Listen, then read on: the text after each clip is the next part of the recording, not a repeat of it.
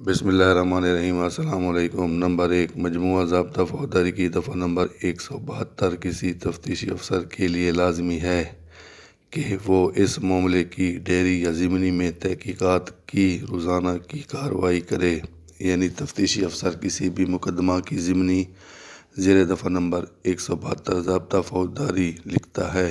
Number 2، عدالت کی جانب سے مقدمہ ڈیری یا ضمنی کا استعمال قانون شہادت آرڈر 1984 کے آرٹیکل نمبر 140 اور آرٹیکل نمبر 156 کے مطابق کیا گیا ہے۔ نمبر 3، آئین پاکستان 1973 کے آرٹیکل نمبر 100 کے مطابق اٹارنی جنرل کو صدر پاکستان مقرر کرتا ہے۔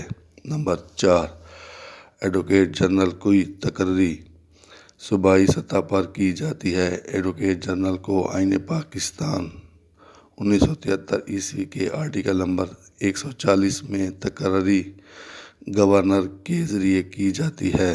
نمبر 5، سرکاری وکیلوں کی تقرری مجموعہ ضابطہ فوجداری 1898 کی دفعہ نمبر 492 کے تحت ہوتی ہے۔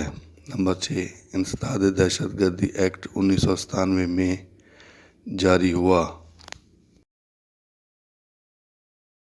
نمبر 7، دفعہ نمبر 265 ضابطہ فوجداری پراسیکیوٹر مقدمے کا آغاز کرائے گا۔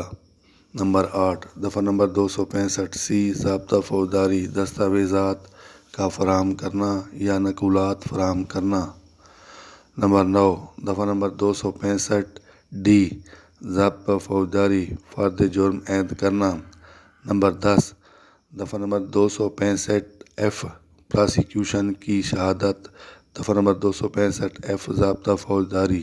نمبر 11، دفعہ نمبر 265 پراسیکیوٹر کا شہادت کو کلوز کرانا۔ دفعہ نمبر 265 ضابطہ فوجداری۔ 12، پی ڈبلیو کا مخفف پراسیکیوشن وٹنس۔ پراسیکیوشن کے معنی استغاثہ، وٹنس کے معنی گواہ۔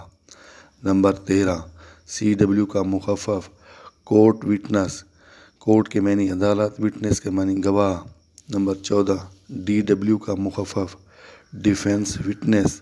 ڈیفینس کے معنی دفاع، وٹنس کے معنی گواہ۔ نمبر 15، سی آئی اے پولیس کی ذمہ داریاں پولیس رولز باب نمبر 21 فقرہ نمبر 35 میں بیان کی گئی ہیں۔